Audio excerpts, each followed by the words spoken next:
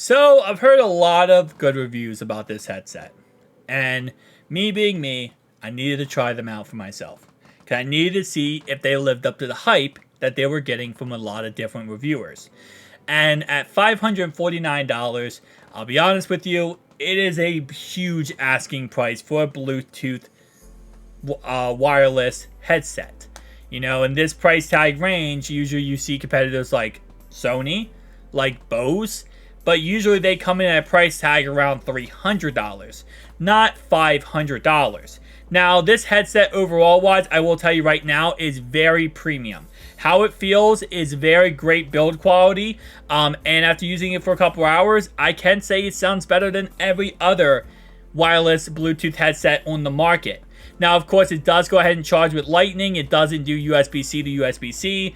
This is before the time of the iPhone 15 Pro and 15 Pro Max and 15 base, actually. That all went to USB-C. Thank you, UK, because that's why Apple has to kind of do this. With that being said, it does come in a smart cover case, and that's the way you actually keep it from draining its battery. So you can't really turn off this headset.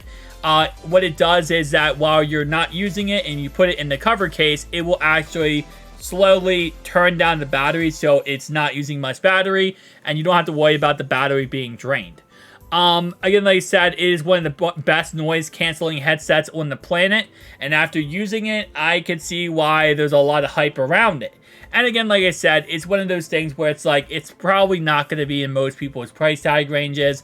And I personally do own the AirPods Pro 2 and AirPods Pro 2, and I'll tell you right now, those are amazing headsets, amazing earphones, and they get the job done. And the convenience factor is absolutely amazing. This, while I think it's a great product and an amazing product, I can see the drawbacks of it, and it's going to be, again, the price tag and price to performance. Now, if you do love music and you love listening to music and you want to listen to it at a very high level and at the best quality possible, this is your item to go for.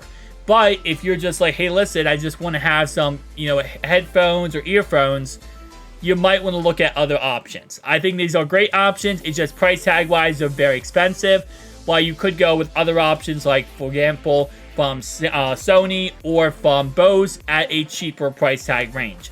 But again, like I said, there's always trade-offs. If you go with them, you're not going to get as much quality and as beautiful build quality, and also, of course, the noise cancellation. So there's pluses and minuses, but I will have a full review of these coming out in a couple of days.